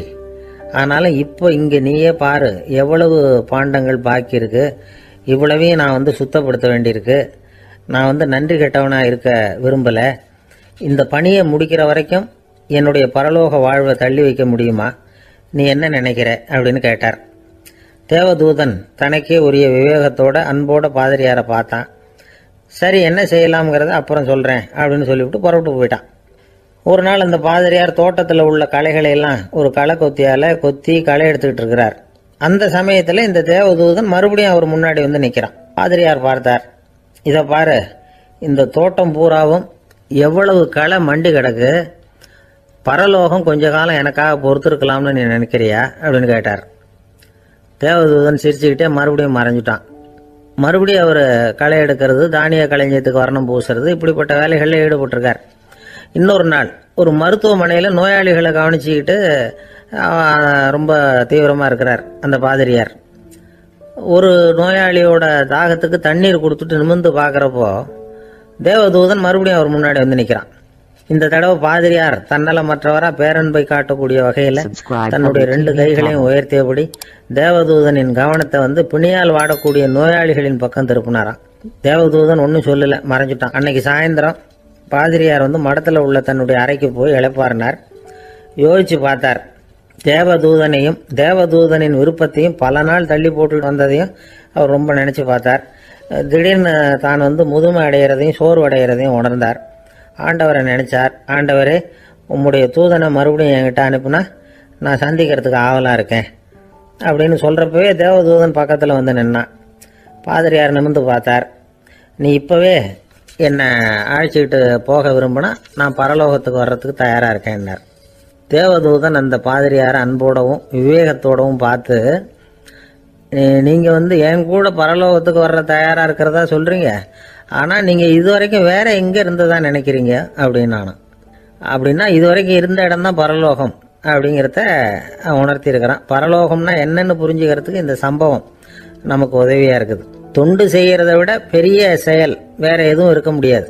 அது நம்ம மனசுக்கு கொடுக்கற சுகத்தை வேற எதுவும் கொடுக்க முடியாது. நாம தொண்டு செய்யற இடம் தான் அந்த புண்ணிய இடம். ஆனா இந்த காலத்துல எல்லாம் நாம தொண்டு செய்யணும்னு நினைச்சு ஏதாவது ஆரம்பிச்சா கூட அதை ஒரு மாதிரியா சுத்தி நின்று வேடிக்கை பார்க்க ஆரம்பிச்சிடுறாங்க. ஒரு பெரியவர் அப்படித்தான் ஒரு தொண்டு செஞ்சுக்கிட்டு இருந்தார். ஒரு கோவில் கட்டிக்கிட்டு இருந்தாங்க. அதுல ஒரு இடத்துல ஒரு பலகையை வச்சு ஆணி அடிக்கிற வேலையை செஞ்சுக்கிட்டு இருந்தார் அந்த பெரியவர். ஒரு சின்ன பையன் அதை ரொம்ப ஊக்கமா அக்கறையா கவனிச்சுக்கிட்டு இருந்தான். பெரியவர் இதை கவனிச்சார். என்னப்பா பார்க்குற, உனக்கும் இது மாதிரி தொண்டு செய்யணும்னு ஆசையா இருக்கா அப்படின்னு கேட்டார். அதுக்கு அந்த பையன் சொல்றான், அப்படி இல்லைங்க, நீங்க ஆணி அடிக்கிறப்போ கையில சுத்தியால அடிச்சுக்கிட்டா எப்படி துடிப்பீங்க, எப்படி கத்துவீங்கன்னு தெரிஞ்சுக்கிறதுக்காக அதை பார்க்கணும்னு ஆசை, அதுக்காக தான் காத்துக்கிட்டு இருக்கேன் அப்படின்னு நானா. ஒரு ஊரில் ஒரு மன்னர் இருந்தார். அந்த ஊரில் அடிக்கடி சேவல் சண்டை நடக்கிறது வழக்கம். அரண்மனையில் ஒரு ஆள் இருந்தான். மன்னருக்காக அவன் ஒரு சேவல் வாங்கிட்டு வந்தான். சண்டை போடுறதுக்காக அந்த சேவலை தயார் பண்ணிட்டு இருந்தான். கொஞ்ச நாள் ஆச்சு. மன்னர் அந்த ஆளை கூப்பிட்டார். என்னப்பா சேவல் தயாராகிட்டுதா அப்படின்னு கேட்டார். இன்னும் அது தயாராகல மன்னா, இன்னும் வளரல, அதுக்கான தகுதி இன்னும் அதுக்கு வரல அப்படின்னா. எதனால் அப்படி சொல்கிறேன்னாரு. கோபம் ரொம்ப கடுமையாக இருக்குது அப்படின்னா. சரி அப்படின்னு விட்டுட்டார்.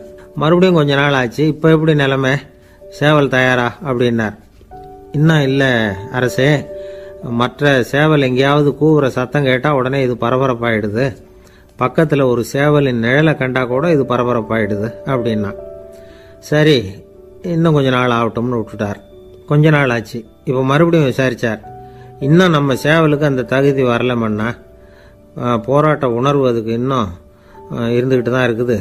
உள்ளே மெதுவாக தான் எரிய ஆரம்பிச்சிருக்குது போராட்ட உணர்வு. அப்படி இருக்கக்கூடாது, அது பற்றி எரிய வேண்டாமா அப்படின்னா. இன்னும் கொஞ்ச நாள் ஆச்சு. இப்போ எப்படின்னு கேட்டார்.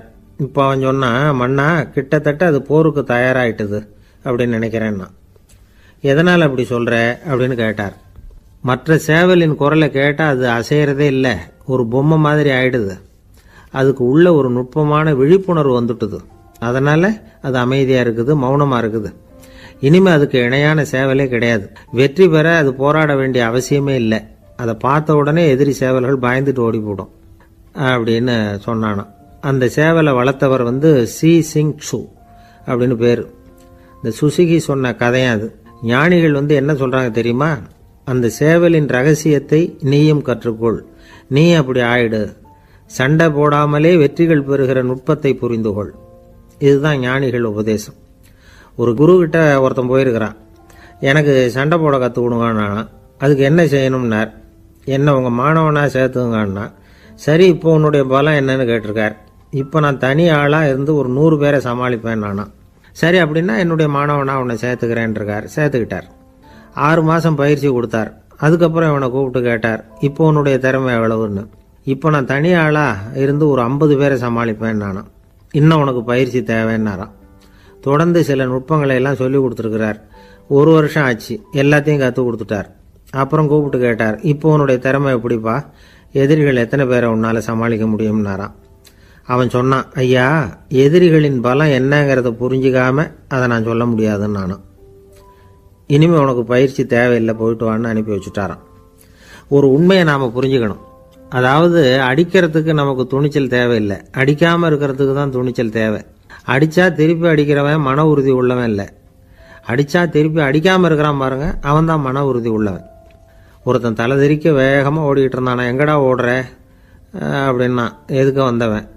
ஒரு சண்டையை